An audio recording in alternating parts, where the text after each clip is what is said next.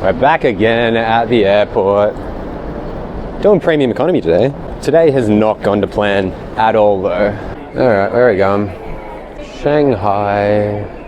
So yes, about this time yesterday I did not think that I would be flying China Eastern. But yeah, I guess just more generally I want to talk about premium economy as a whole concept. I'm coming into it with this idea that it is an awful deal, basically.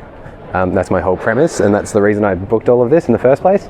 But let's investigate the history and discuss if it is actually a bad deal.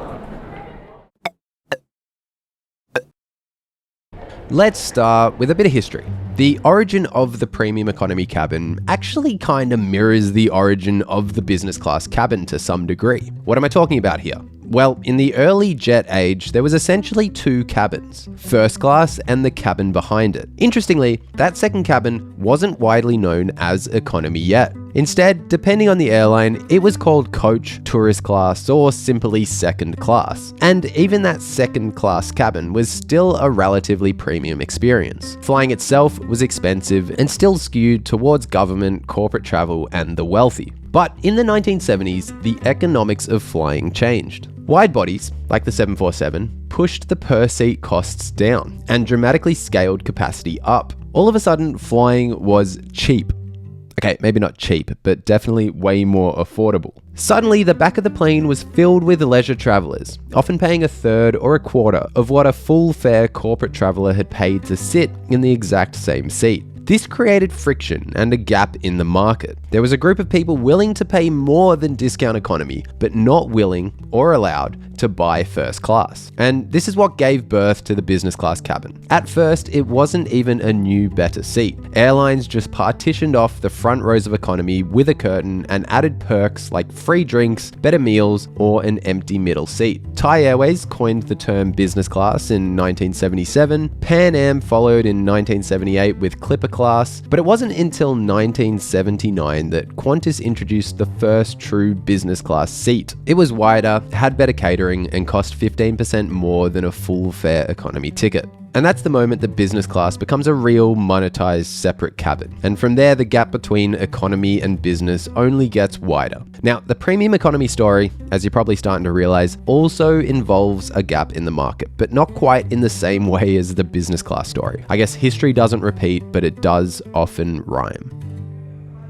We're going to break this premium economy story down into three parts. We've got the early pioneers, the actual gap in the market, and then common adoption. There are two airlines widely credited with the creation of the premium economy cabin, EVA or Eva Air and Virgin Atlantic, all the way back in 1992. And what I think is interesting here is that both of these airlines had fairly similar stories. They were both challenger airlines that were competing against much bigger legacy players. Eva was founded in Taiwan in 1989 as the aviation arm of the Evergreen Group, a shipping conglomerate founded by Chang Yong-fa. It was going head-to-head with the heavily entrenched heavyweights like Japan Airlines, United, Cathay Pacific, China Airlines, etc. And well, we probably all know the story of Virgin Atlantic, but they were fighting British Airways on routes across the Atlantic, one of the most competitive long-haul markets on Earth. And I think this underdog mindset explains their almost simultaneous moves to introduce what we know now as premium economy. They both needed an edge, and they came to the same conclusion: introduce a class between economy and business. But what did this look like? Well, Eva Air first introduced their economy deluxe cabin in 1992, and it was radical for its era. A normal 747-400 economy cabin was 10 abreast, but Eva makes this new cabin 8 abreast in a 242 layout. This immediately makes the seats wider, but then they set what becomes the premium economy gold standard. They lay the seats out with 38 inches of pitch. This gives passengers 6 or 7 more inches of legroom.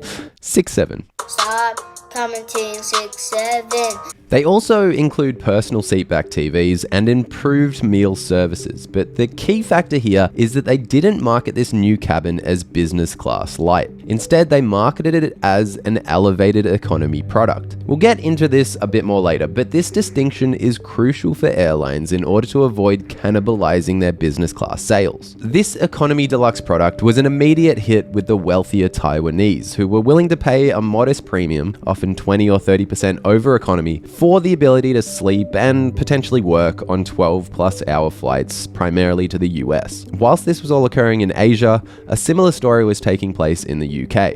Again, in 1992, Virgin Atlantic launched their nascent premium economy product called mid-class. Honestly, this naming is perfect. It truly describes how I feel about premium economy, but anyway, this product followed a similar structure. It featured wider seats, more legroom, but targeted entrepreneurs and cost-conscious business travelers. It was a way for Virgin to differentiate themselves from the bigger incumbent British Airways. In terms of who was actually first, well, Virgin Atlantic announced their mid-class product before EVA, but EVA was the first to actually start flying economy deluxe. Either way, within the space of a few months in 1992, both airlines lock in this template that still defines premium economy today. A separate cabin, a wider seat, and roughly a 38-inch seat pitch. But here's the weird part, the interesting bit. Despite both airlines being successful with this new product, the rest of the industry basically ignored the concept for close to a decade. Why? Well, that leads us into the actual gap in the market. Try and restart. Should be fine. We can do that. The reason why legacy airlines didn't follow the moves made by both EVA and Virgin Atlantic was because they were simply terrified of cannibalizing their business class sales. There's a bit of important context here. Business class in the 90s wasn't the business class we think of today. It wasn't private pods with doors and lie-flat beds. It was big recliner seats with lots of legroom. They were definitely comfortable and nice, but there wasn't this huge gap between business and economy. Pretty much every airline revenue management team figured that if they offered a comfortable middle option, high-value passengers would trade down from business class rather than trading up from economy. That being said, carriers, mostly in the US, did start to flirt with economy plus products towards the end of the 90s. These were the same economy seats, but they were just more spaced out, with an extra 3 to 5 inches of legroom. And they were more used as a loyalty perk, rather than a significant revenue generator. Then came the year 2000, and a revolution occurred in air travel.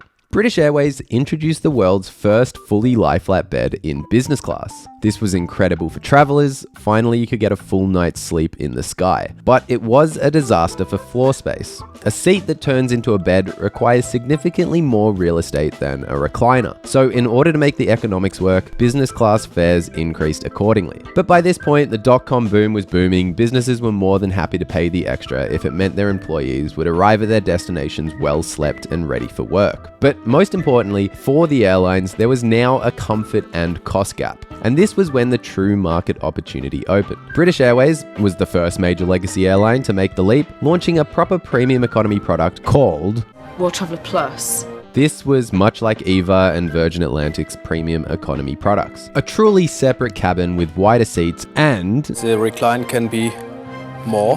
But the rest of the legacy carriers were caught playing catch up. They had to catch up to the new British Airways fully lie-flat seat, and then also, after this, create a product to fill this new gap that was appearing. This is where we get to the common adoption, or at least the slow adoption. If the lie-flat business class bed created the gap for premium economy, the 2008 global financial crisis created the demand. The economic collapse led to a precipitous drop in corporate travel spending. Companies worldwide slashed travel budgets. Corporate travelers were all of a sudden being sent to the back of the bus, and premium economy emerged as this perfect corporate compromise. It was optically still economy, but offered enough physical space to be bearable for productivity and rest. The crisis also validated the cabin as a counter-cyclical asset. It captured down-drifting business travelers during recessions and, as we'll get to shortly, up-drifting leisure travelers during economic booms. This realization shattered the cannibalization fear and paved the way for mass adoption over the next decade. As the cabin class matured, airlines and seat manufacturers began to invest heavily in the engineering of the premium economy seat. There have been many variants over the years. There were these fixed shell seats. These ones slide forward instead of reclining back. This ensures that the passenger in front of you will never recline into your personal space. Whilst being great in concept, it ended up being an ergonomic nightmare, and pretty much only China Airlines and Japan Airlines are sticking with the concept today. I actually flew the Japanese Airlines one with my mate Maz. I'll link that video up above or in the description. I quite liked it. honestly. Air New Zealand also messed around with these innovative and kinda goofy space seats for a while, but the whole industry has basically standardized around traditional recliners. The premium economy seats we see today are pretty much business class seats from 3 decades ago, albeit with better technology but less legroom. And while the seat, the hard product, is the primary driver of the value here, the service and amenities also play a bit of a role. We'll fly over this, but airlines have basically gone one of 2 ways. They either go business light with nicer meals, real tableware, and a wider drink selection, or they go economy plus. You get the same meals as economy, they might just be served quicker and with nicer cutlery. Either way, over this period between 2000 and 2020, premium economy has really solidified as a product offered by airlines globally. I won't go through them all, but Qantas brings it in with the A380 era in 2008, Cathay follows in 2012, Lufthansa in 2014, Singapore Airlines in 2015, and the US Big Three finally arrive in the late 2010s. But there were still some holdouts, and the most interesting ones, in my opinion, were the ME3, the Middle Eastern Big Three of Emirates, Etihad, and Qatar. For years, Qatar has dismissed the whole concept. Their ex-CEO, Akbar El-Baker, flat out said Qatar would never introduce premium economy, arguing their economy seat and service were already ahead of what other airlines call premium. I'm not sure if I fully agree with this, but we'll get back to that. And for a long time, Emirates was in this camp too, until they finally joined the premium economy party in 2022. So was this hesitation justified, or was premium economy a massive missed opportunity that airlines took decades to wake up to? Well, once we get on this flight to Shanghai, we'll dive into the numbers and go through why premium economy might be the best business decision airlines ever made, but also why it's potentially one of the worst value decisions passengers keep on paying for, at least in my opinion.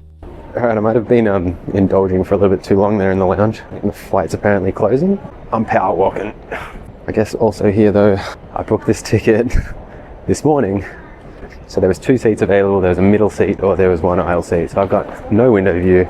Yeah, I booked this flight the same morning that I took it. That was not intentional, I don't usually do this. Basically, I was heading to Europe for a month, mostly to see family and friends, but also film a bunch of videos on the way. My route to Europe involved this big week-long loop around Asia. Now, I usually book my flights with anywhere from 6 to 36-hour layovers to allow for delays and just so I can see new cities. But on the night before my flight, this happened. Rob, thank you. Well, developing news as we go to air this afternoon. Hong Kong Airport is shutting down tonight for at least 36 hours, grounding flights in and out of the international transit hub. I was booked to fly Cathay's premium economy from Melbourne to Hong Kong and then onwards to Nanjing. My flights, rather obviously, got cancelled and rescheduled for 2 days later. In this particular case, this would have completely derailed my grand tour of Asia. So I was left scrambling at 2:30 in the morning the day before my flight, trying to figure out how I could rejoin my trip, whilst minimizing the number of flights missed. I'll save you all the details and the permutations, but I was able to book this last-minute China Eastern ticket, still in premium economy, and only miss one of my scheduled flights. I still made it to Mongolia. Also, to be fair, this was probably one of the few cases where premium economy was reasonably priced, at least comparatively, but we'll get to that a bit later in the video.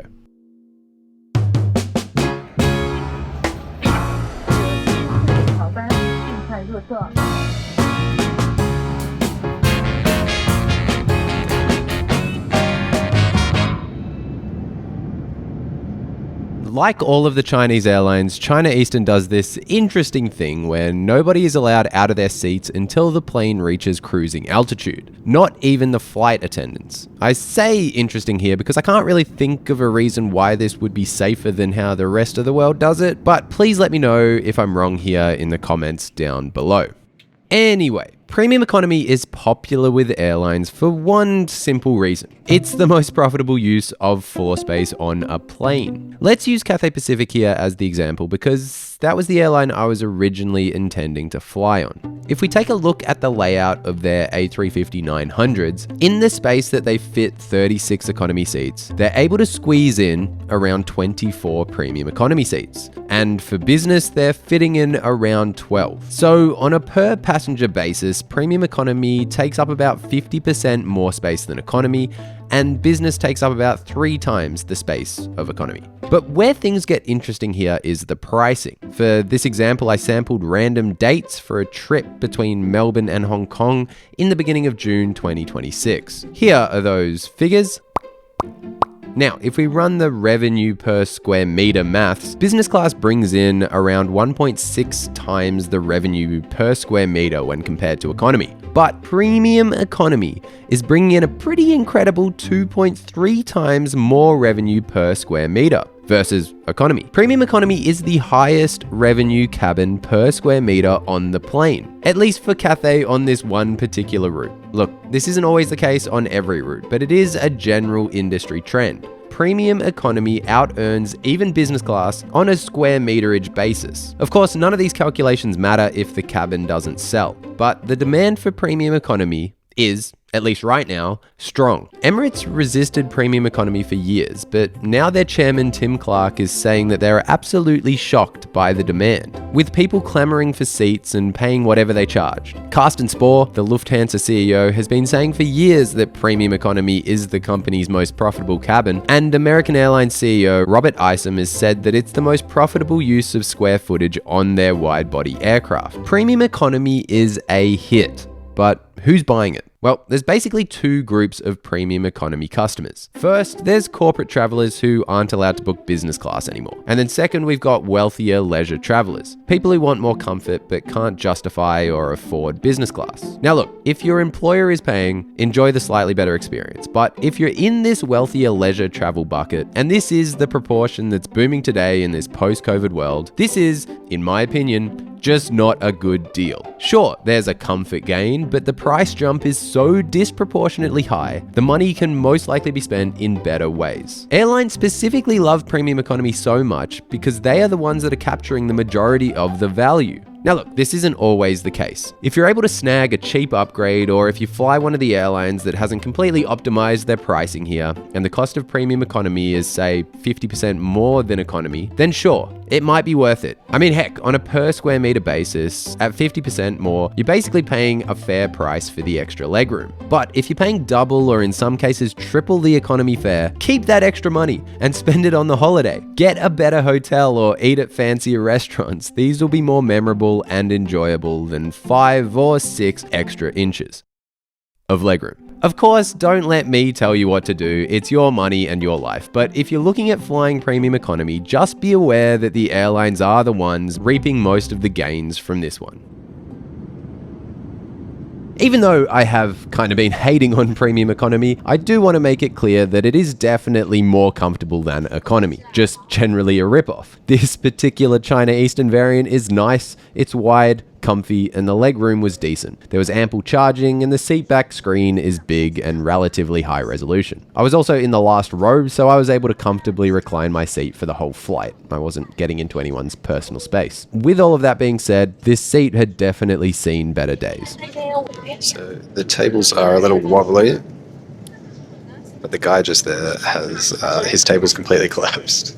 It's like on his lap. The flight attendant's getting him blankets to prop it up.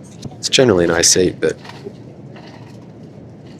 I'll save you from having to listen to all of my in-flight yapping. China Eastern is firmly in the you're just getting a nicer seat bucket of airlines here. This was an economy meal. With that being said, Chinese airlines generally do have pretty good catering, at least in my experience, even in economy. So this was still a decent meal. food and stuff is done. Premium economy, it's comfy, but you just want a bit more, you know? It's good.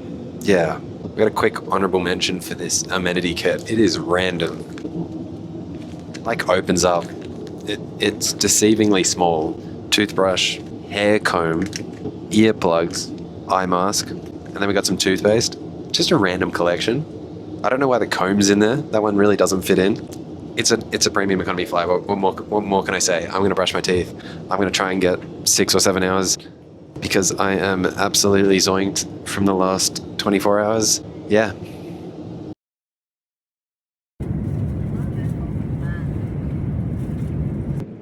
I am really not hungry, but we eat anyway.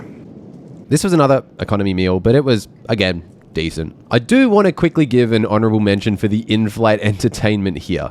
Now, I generally quite like the Chinese airlines, but if you don't understand Mandarin, then the entertainment is definitely the weakest point of the whole experience. China Eastern here had a very small selection of international movies, and really randomly, the only Western TV show on board was Fisk. For the unaware, this is an Australian comedy series shot in Melbourne that my mum loves. Pretty sure I mentioned this in my last video on board China Eastern Shanghai Airlines, but I just really want to know the backstory of how this ended up in China and on board this flight. Anyway, overall, it was a comfy experience. They got me back on track for my trip, and well, I usually leave this as a note in the description, but pricing. The actual price I paid was not that much of a ripoff. The total here was $1,917.35. Australian dollars. Now, this is a lot, but at the time, Cathay had cancelled tons of flights, ticket prices were skyrocketing, even for economy, and you're gonna have to trust me here, I didn't take any screenshots, but economy tickets were around $1,200 for similar trips. So at just under $2,000, this falls just above that 50% price increase, where I think premium economy is an okay deal. Also, just PSA, always remember to take out travel insurance. But yeah, more generally, China Eastern is one of these airlines that doesn't charge ridiculous amounts for their premium economy. I've plucked a random date for March 2026, and one-way economy between Melbourne and Shanghai comes in at 685 Australian dollars. Premium economy on the same flight is only $970. This is 42% more. So you're basically just paying a fair price for the extra space.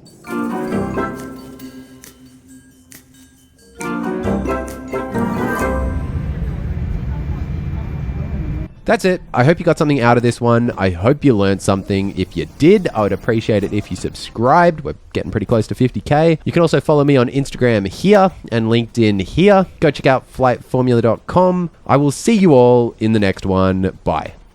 Simon? Is that Simon? What's Simon? Police escorts, everybody, passports.